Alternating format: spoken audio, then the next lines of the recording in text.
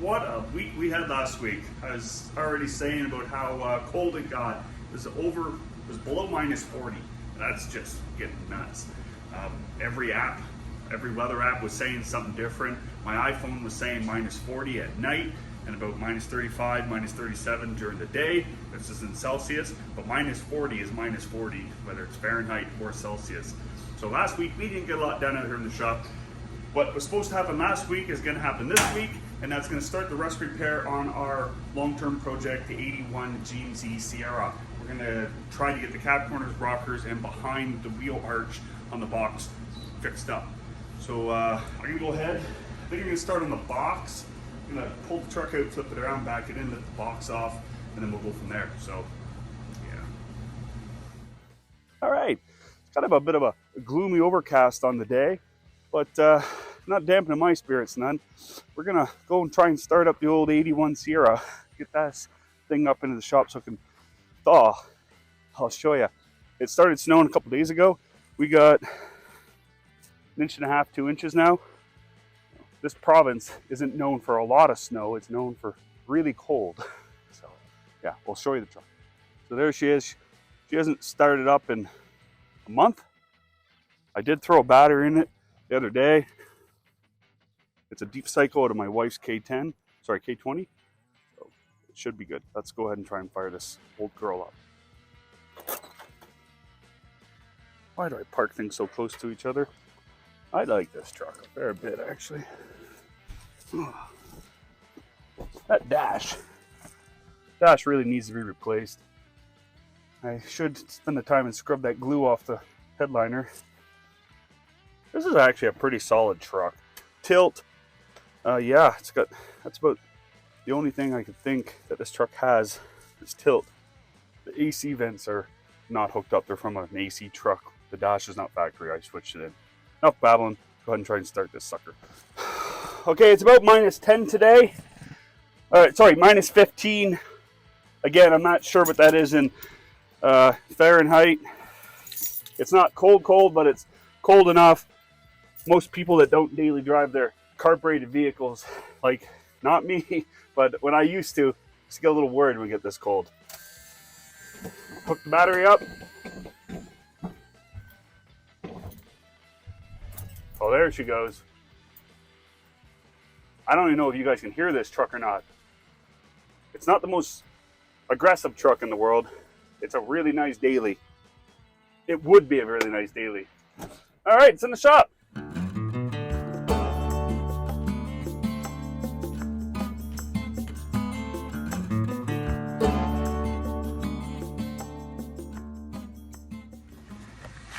All right, guys, as you can see, we got a line of rust along here. That might be the worst of it for the rocker. I haven't tapped it yet, just looking. The floor is still very much frozen. I put this truck in here last night, as I showed you guys. But yeah, and the cab corner doesn't look to be too horribly bad. Looks like if I know rust, it's probably gonna have to come up to about here. I see people repairing all the way up to here, the full patch panel. Yeah, I don't have all the patch panels to do it. I'm hoping, I forget what I ordered for this. I think I have enough to do just the passenger side, or maybe it's just the driver's side.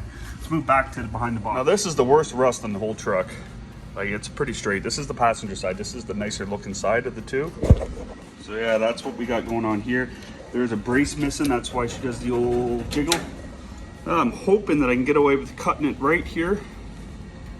I'm gonna get rid of that trim, cut it on this line here, and then just kind of section in. I've never done the rear arch before. Yeah, it'll be slow going to tack this in. I want very minimal Bondo when I do it. So I found this hood over at Evange's, the local guy here that sells classic car and truck parts. This is a okay hood. It's a lot better than the one that's on the truck. Although I like the patina of the other one, it's really, really bent up. It's got a couple dents in it. It's got a little whiskey dent there. And then I think, yeah, right there. There's the only damage I've seen on it so far. If you look through the glare, you should be able to get a good indication. The rib here is dent free, so this hood is repairable because of that.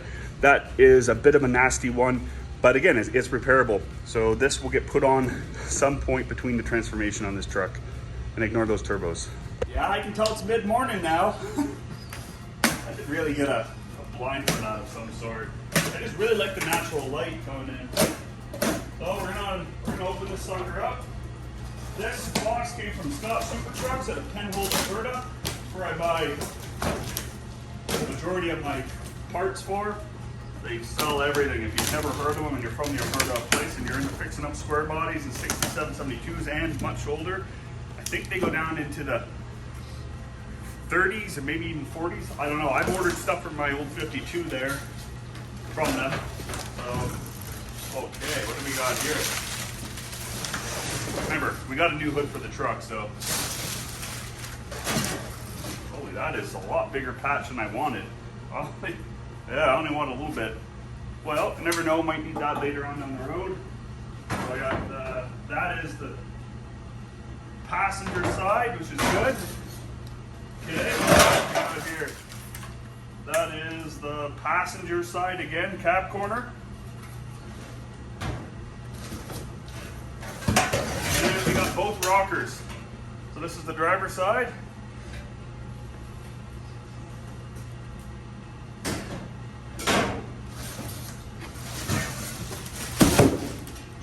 And the passenger side. So the other stuff's all on back order. I gotta go ahead and make the order to order in the missing stuff for the driver's side, but this is all really good. I like ordering stuff from Scott's because they really do source out really good gauge stuff. I've never bought a bad panel from them. Now, like everything, you gotta be able to cut and fit. Now that's okay, that's expected when you're getting repo panels. Even new old stock stuff doesn't fit perfectly. It does fit better, but the repo stuff isn't bad. It just takes some time to fit everything up properly. Sometimes for the 67, 72 stuff, down in here, this isn't the exact angle of the cab. So what I'll do is sometimes you have to cut it here and there and then massage it down in and fill that back in with weld or take some out even. So yeah, any body guy will tell you that that needs to be done. Anyway, so yeah, that's this. Let's go ahead and move on. Okay, we're gonna do the old tap test. This here's the passenger side.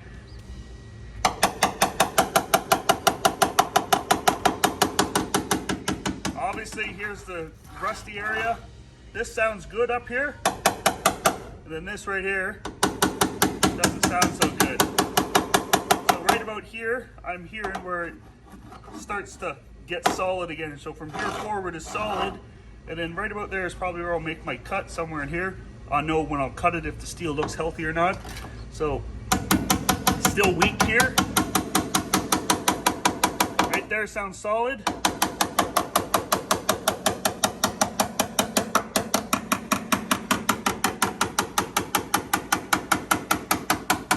It's weak in here. That sounds solid.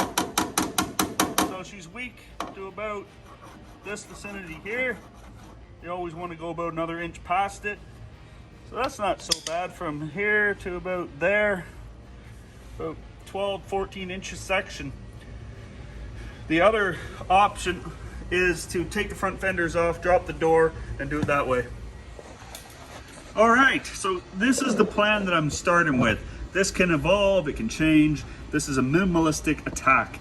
What I'm gonna do first, I'm gonna cut this line, this top line, and then obviously come in on the sides, and I'm probably just gonna, from here, come up a little bit. That's not my final cut. That's just to give me a window to see what's going on in there. And I'm gonna do this in two parts. I've never patched rockers before, but I know it's done. I just normally replace the entire rocker, but these are very solid. So I'm confident that this is the best thing to do. So yeah, I'm hoping to use one of the rockers I bought to patch both sides. So let's go ahead and do this.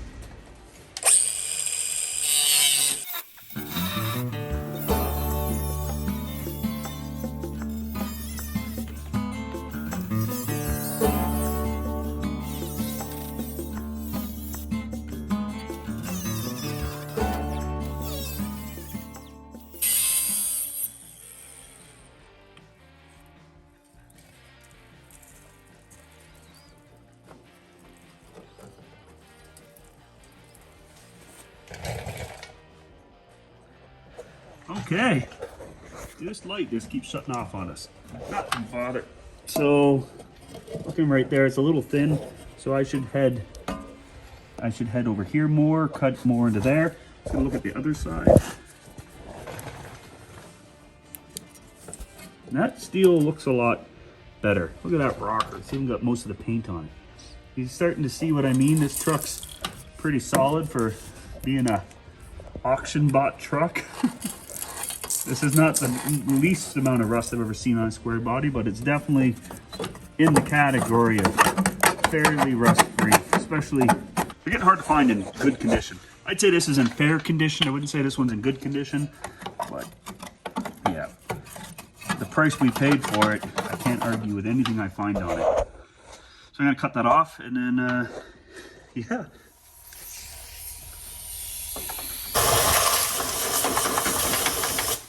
Well, that didn't spray it as much as I thought it was gonna.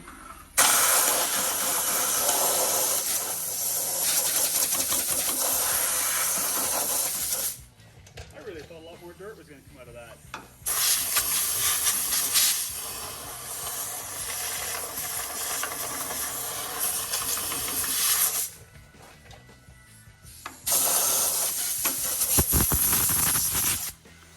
So that's Gage's steel is actually thick, like thick enough. There's a little bit of a a little bit of cut hanging onto it. But all in all, it's looking pretty good. Now I guess I got to do is level the cuts out, make it square. So I'll end up cutting a little bit more off all around, figure out exactly how I want to do it, like how I want to cut it. I'm thinking about making a cut down to here, drilling out these spot welds and popping that lip off, and cutting a section out just to slide on into its place, and then tack weld it in. So yeah. So as for where I'm going to connect it onto the top, I think I'm going to try to clean up this lip across here, because I did a pretty good job keeping it level up to right here, kind of let it droop down. So I might try to clean that up nice and level, and then put a square up here to bring my line down, so this is nice and a 90 on both sides, and then do what I just said on that, and then cut a piece to slide in. I'm gonna coat the inside with some anti-seize stuff, some rust preventing paint. Yeah, it's gonna come out really nice. You guys wait and see. Clean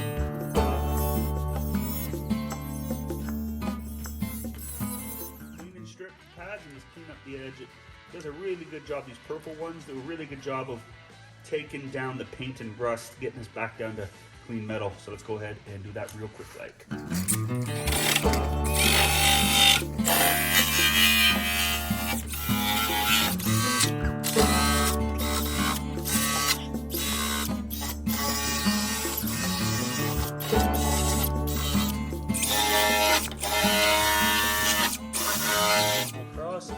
Might end up taking this down like I said I was going to, but for now I'm going to try to fit the panel in there, leaving that on there. The reason why I don't want to go any higher than this is because I don't want to start messing with the door gap across here, and this will give me a nice solid area to weld to that won't, it'll take the heat a lot better than the flat area. Okay, I'm just tracing this out.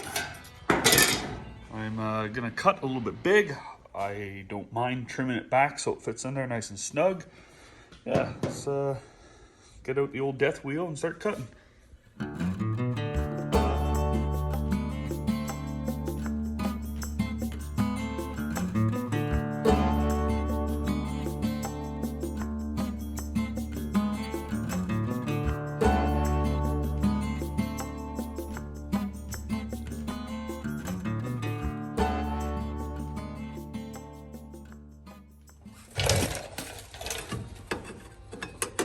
Okay, a little long, which is all right. Looks like I can get rid of this lip down here because it's still kind of there, but take away that.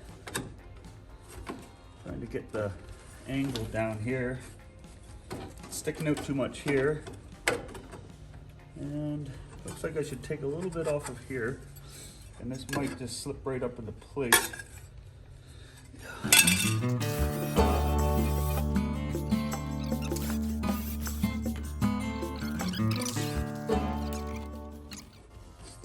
high. Basically, I'm just looking for high points. Right here. Yep. But I think before I get too much, another method I'll do is sometimes I'll hold it in place and I'll just run my blade on my death wheel through here, and that'll line up both sides at once kind of deal. Yeah, down here needs to be trimmed back a fair bit. I'm gonna go ahead and do that.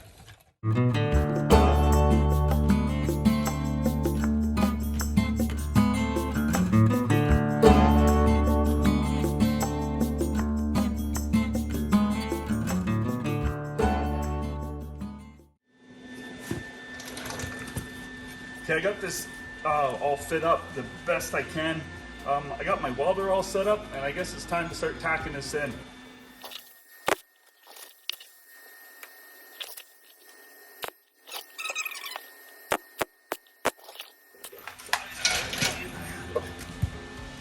Lined up perfectly before.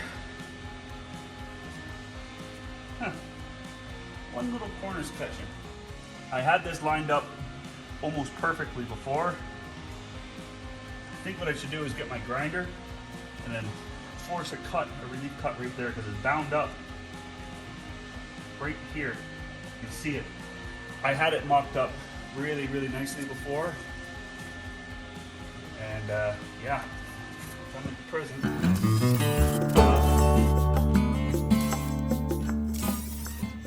Throw in a couple more tacks here.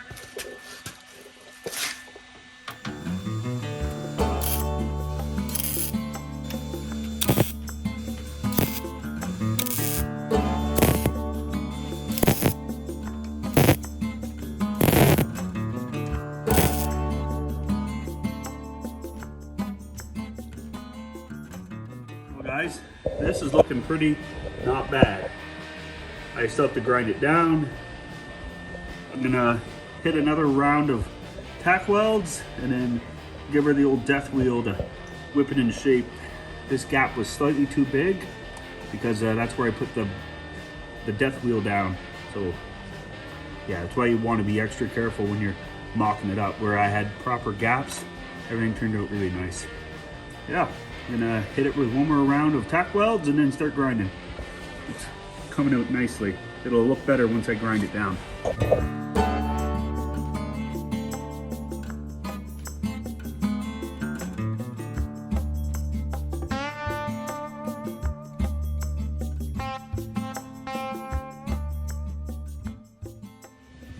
All right, we got our first round of tack welds. Like I was just saying, we gotta go ahead and grind it all down once this cools down a bit, and then I'll fill in any other little spots I have missed. I can see a few here and there, and then I'll start sanding back all this paint, so then we can start laying down what hopefully will just be a small skiff of Bondo. So this is going to be good. I'm pretty confident with my abilities to line everything up here. It's going to be good. Well, this whole time I was grinding, I thought we were running a time-lapse video, but apparently I wasn't. So, sorry. I like the time lapses. This is what we got going on. This is just a rough grind down to see where we're at. This is the tightest to the rocker I can get. It's pretty good. There's a little bit of a low spot in here, but it's not going to be just covered in Bondo. We'll use a little bit of Bondo to smooth it out, but it's looking pretty good. Actually, I got some holes I got to fill in with the welder still. A few little holes. The more of those I fill in, the less likely the Bondo is to get compromised. So I don't have the skill set to make this completely smooth. This is going to look really good though. That's gonna look really good. The door is pumped out away from the rocker a bit. It needs to be readjusted. Yeah. Okay, so we got a half dozen holes I got to tack in. It's gonna be slick. Let's do this. Okay, that's good. We got all these little holes tacked in. There is some low spots, but I think it's gonna be good enough. It feels, it's still a little spicy in this area. I mean, right here's the only spot I don't like. It's right there. So that's pretty not bad in my eyes. Yeah, that's good. You're gonna start prepping that surface. Let's go ahead and round up the tools I need real quick. Like, let's go to the old cabinet here. All right, let's see what we got. Looking for some 80 grit, I guess. It's 320. All right, let me just grab all this and then we'll get on that. Okay, friends, I got sick of waiting for a video to upload on my phone, so I started sanding it back. Just knocking off with 80, knocking all the old paint off with 80 grit to give the light skiff of Bondo we're gonna put in here. There is a low spot right here and right there. I'm gonna sand down past here. This all needs to be stripped anyways, this whole section, in order for the new paint to stick to. We're gonna go ahead and give this a blast. I'm gonna clean up to here. Once it's all done, I'll go over and I'll paint the door, the whole 9 yards. But for now, we're just getting it so the Bondo can start to set, because it is really cold in the shop.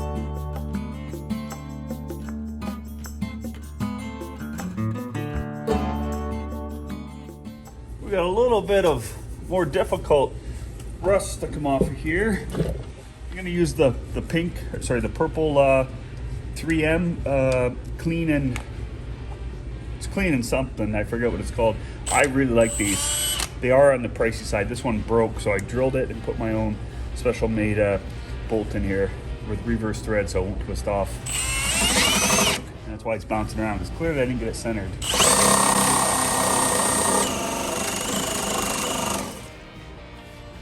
And that's exactly when the battery's gonna die. Let me change that out.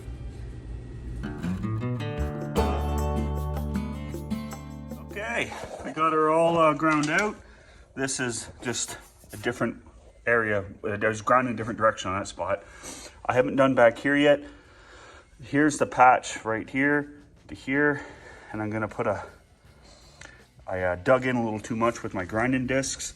So what I'm gonna do is I'm gonna put some of this long strand fiber in there, and I'll probably end up sanding it pretty much completely back off. The reason why I'm doing that is because right here my welds are here, and I can't put a skiff of sealer on the back because I have no access to it. So what I think I should do is, this stuff's really good at water resistance, so I'll put that on, grind it down, it'll fill in any little tiny little microscopic pinholes that I might have, and then I'll go ahead with normal body filler over top, and that'll seal it from the water as best I can. Okay, as I was just saying, we got our long strand fiberglass filler as well as our light auto body filler. And how I like to do this is pretty basic. It's kind of backwoodsy, I would say. I just give it a wipe down with the grease and wax remover with a nice clean pad or cloth. If you can get a cloth that's really, really clean. Stay away from stuff that leaves any kind of residue behind, because obviously that's going to get left on and it's going to get caught up in your Bondo and it could give you fish eyes. So yeah, I got basic stuff. I'm not great at doing this, but I'm good enough, and that's how I like to think. I can get stuff roughed out really, really good with minimal Bondo. My metal works where I really shine, and then I don't like using Bondo, but it's necessary. So yeah, just your applicator. You can do a round of this. I'll end up grinding most of this off. It's just really to fill up any kind of fissures that I did leave behind, which there might be a few, I don't know. But, I believe that there is none, but if there is any, this will take care of them. So yeah, let's go ahead and let this all warm up. The shop's really cold, so I do have a heater running down on the floor to warm up my steel. Let's go ahead and start mixing all this stuff. Nothing for my hands. There's really nothing to this. You want to have a nice clean board, preferably one that doesn't have all this crap on it. I'm not going to use that side today. I'm going to use this side, and use this one right now just to get rid of all this welding dust and whatnot off of here. Looks like I was welding beside it. Dukes. Next time I'm at the paint store, I'll grab another one of these. What I really should invest in is getting one of the Tearaway ones. From time to time, we do a lot of this kind of stuff around here. I haven't been doing much lately, but that's not to say that we won't be doing it again, especially when we pull that 72 short box in. So it's a little dab of this, running low on this stuff, so I gotta be a little more cautious with it. And you don't wanna, especially when you're doing your panels, you don't wanna just back and forth. It's one swipe, toss. One swipe, I like to just use up all my surfaces. So we're gonna go ahead and do the rocker, clean up the surface where we're gonna be applying our Bondo. Yeah, just across here, see how much that picked up. You wanna use your palm, this the way this is. You wanna get as flat as possible. Pull. Yeah, look at that, keep doing this until it doesn't have anything left on it. Now, professionals would only use this rig once, and that'd be it. But we don't have that kind of resources. Not yet, anyways. Oh yeah, it's pulling all kinds of thread off of here. And just want to keep just rotating it, finding a clean spot, and then doing it. Look at that. This is filthy. I'm gonna be at this for a little while. I should have wiped it down first with something other than this. And I pulled back, which I shouldn't have. Yeah, it's so easy to go back and forth, but all right, let's get clean. I'm gonna get one more rag and that should be it. Okay, we're back up here. I'm gonna lay something down on here so I don't mess up my fenders. And we're gonna go ahead and just start opening everything up.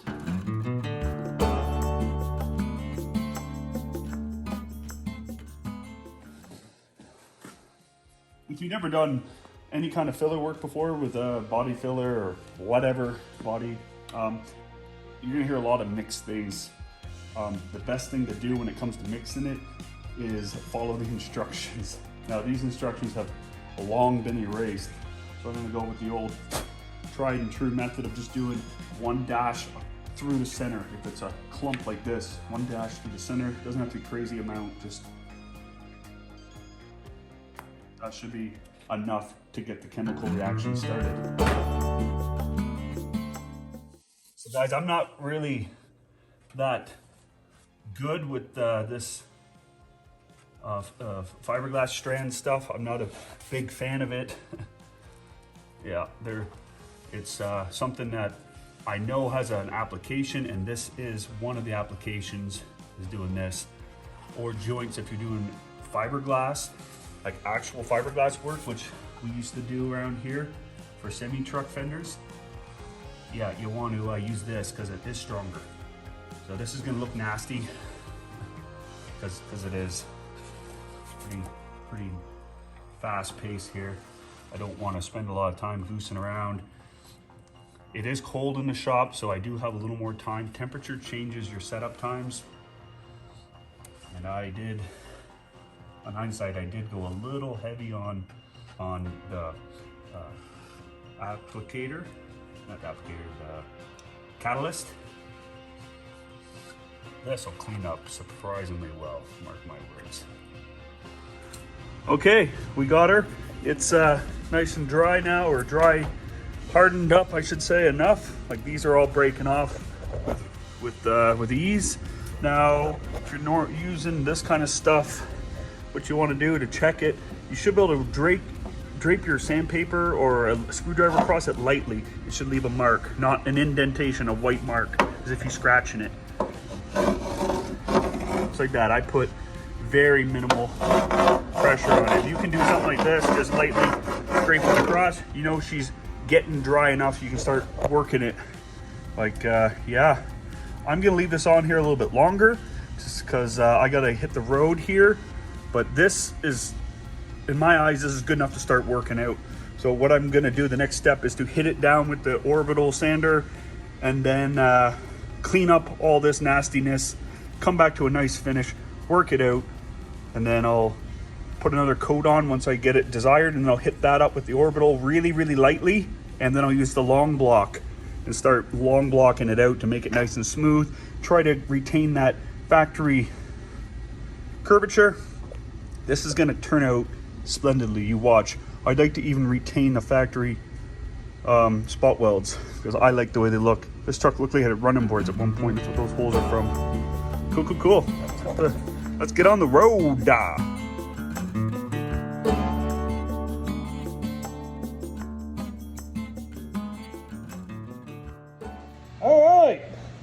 I forgot how bad this stuff is for my lungs, so let's go ahead and get on this.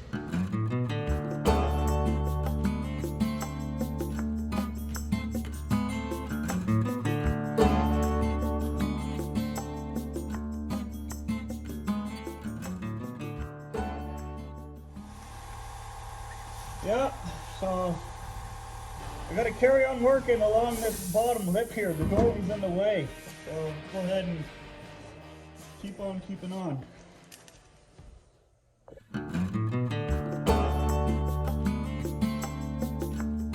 Pretty not bad.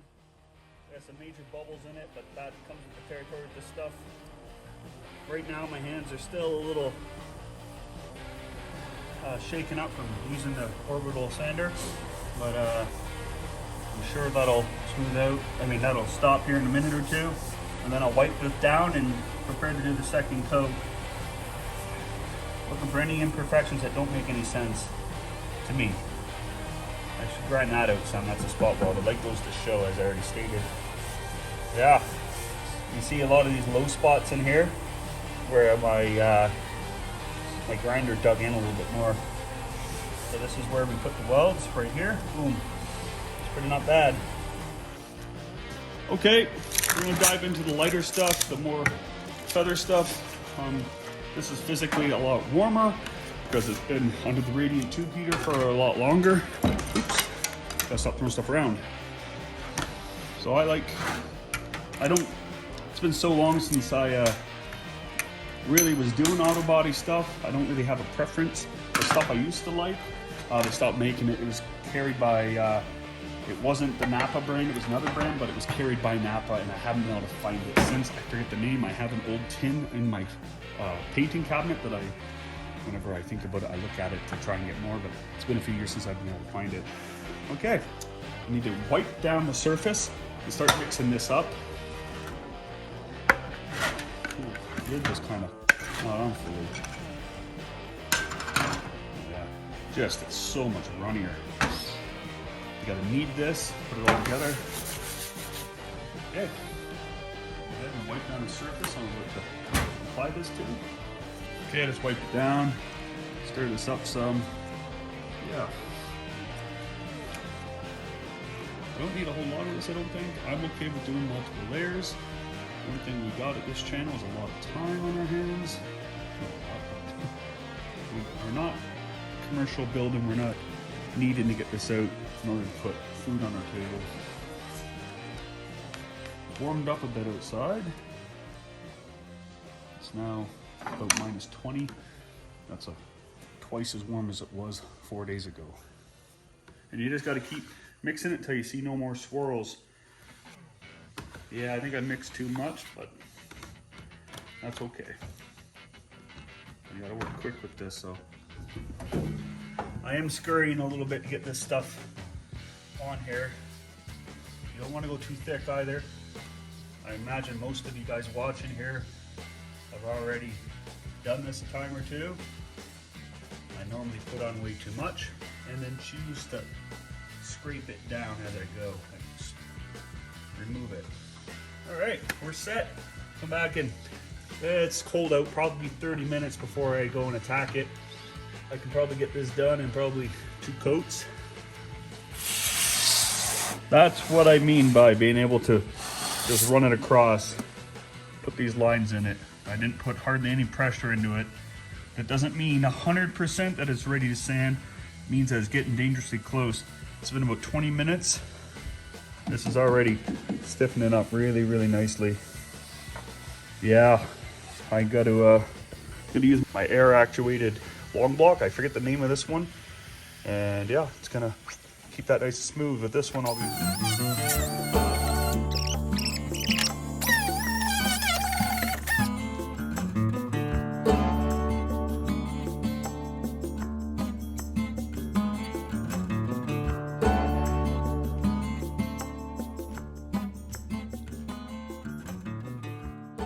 Oh, look! Oh, hold on. Guys, that literally took 3 minutes to do. Nah, call it 5. So just off my hands right now, feel a spot right here that needs some love.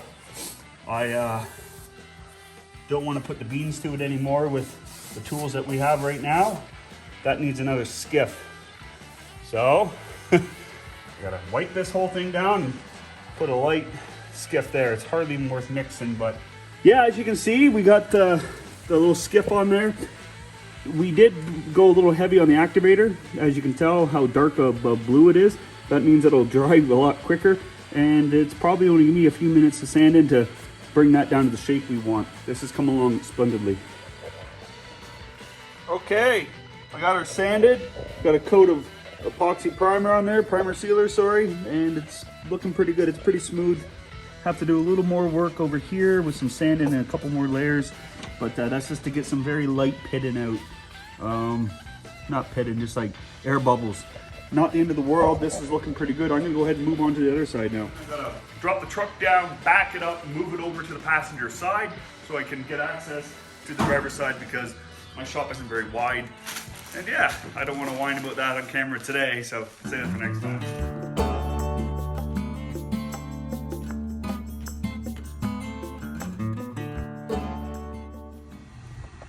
All right, guys, we're on the driver's side now. Here's the holes here. And as you can see, it's bent up right here. I'm gonna hammer that back down straight. And I did a little more of a tap test on her. She's weak up until about this point here. So I'm gonna cut it back here. And then I'm gonna cut it about here, see what it looks like. But I can go right up to that lip before I gotta take the front fender off. Now moving back, it's weak. You'll hear the change. Dukes. Okay, here it goes. Here's solid, weaker. This is all weak up in here. So along here somewhere, I'm gonna make my first cut. So in here, and then I might take it back further. I realistically think back here is where I should go. So that's a pretty big section from this line over to about here.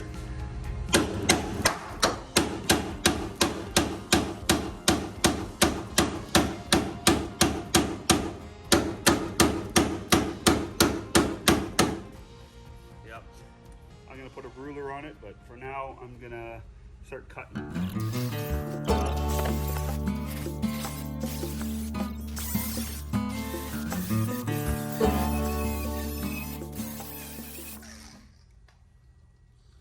All right, let's open this bad boy up some. There's some goodies tucked up in here, I tell ya. All this good stuff.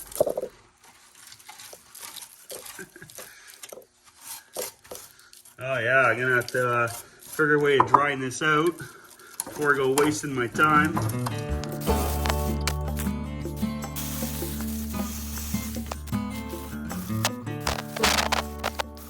Okay guys, what I'm gonna do now is I'm gonna start sanding back the rocker so we can see what kind of steel we got underneath there. Because I don't like the way that spot right there sounds, but I don't see any signs of rot, but who knows what's gonna be behind there.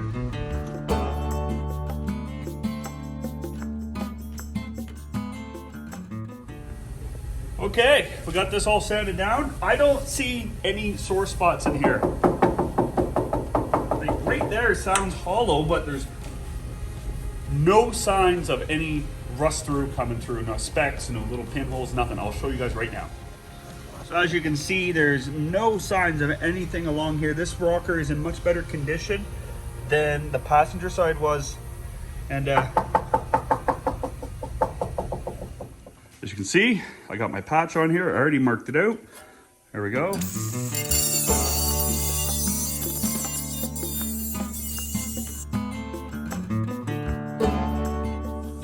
Okay, let's get our first mock up here. It's actually pretty close on the top. This bottom needs to be trimmed down to look like that. I need to follow my line across, because I pretty much took that whole lip off. Low spot there.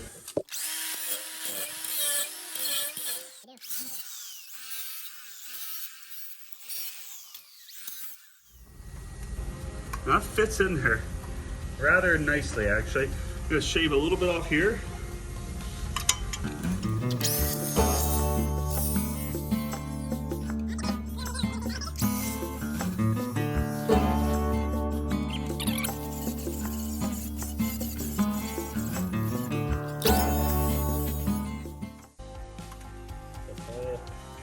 sometimes I scare myself. But I got her fit in really good, I think. Woohoo! I should be able to tack that right into place now.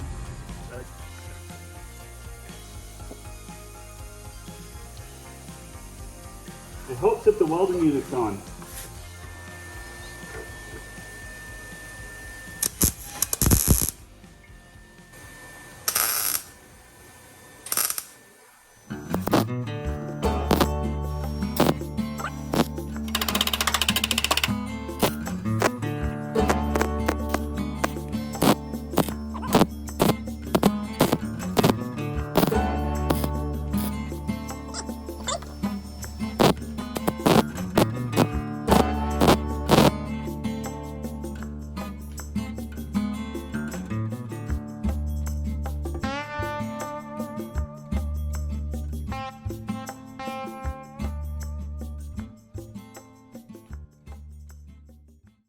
So we got it ground down pretty darn good in my opinion.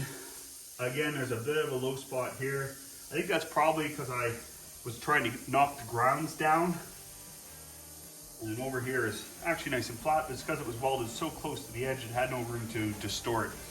This honestly only took 3 hours to do both sides, not even, I think that's a highball. Probably like 2 hours of total work. But you know how it goes, distractions, get pulled off, go and doing other stuff. So it took me about 3 days to do, but it was honestly 2 hours worth of work.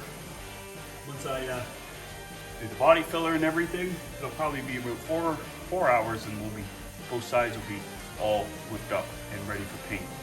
So let's go ahead and start sanding this out with the orbital sander, getting the whole area prepped, ready for paint, or primer, and Bondo.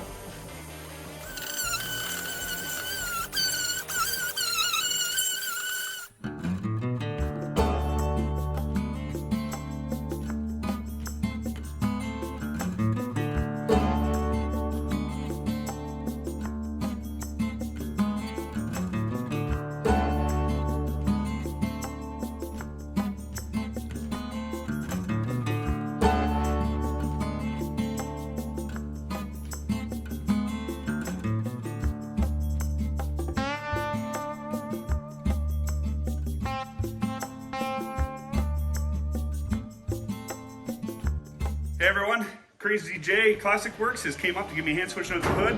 It's we got a slightly better one. It's going to suit the truck a lot better, and we're going to go ahead and flip it out right now.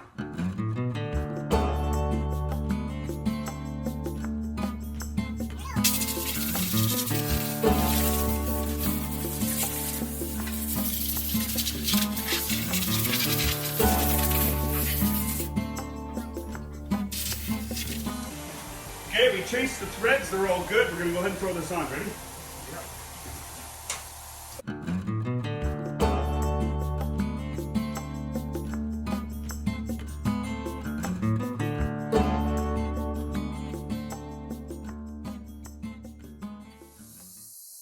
Right now. Front's looking damn near perfect. Just no push. There we go. That's Deadly. all right there. There, look here, and I'll tighten that.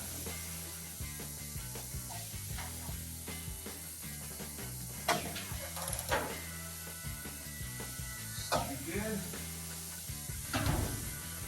Do you see how the Perfect here. The hood has a slightly different bend than probably from where that guy hit. It might just be from people pulling down on the hood hinges and bending with snow or lifting up with snow on it. These hoods are notorious for that.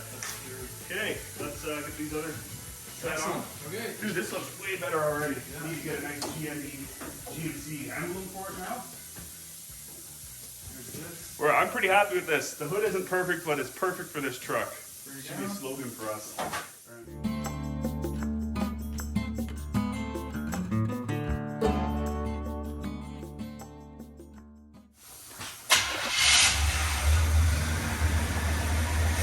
Starts up like a top.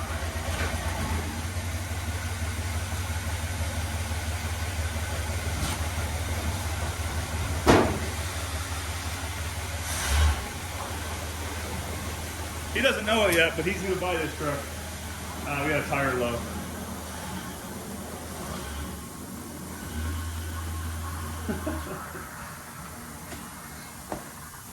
As we can see, we got the new hood on. It's just a little better light on this angle. It ain't perfect. We use Windex to wipe it down. We got a bit of maybe a cut on it. We'll bring back the nice dark hue. Like this has all been gut buffed along the fenders. Gotta lift the box off so we can get into the cab corners next. So that's gonna be a wrap for this episode of Schelly's Shop. I really hope you guys enjoyed what we did on this episode. This is one part of a multiple parts that we're gonna do in order to fix all the rust in the 81 Sierra. So stick around for those upcoming episodes. Like always, like, share, and subscribe. It means a lot for us. Till next time, cheers.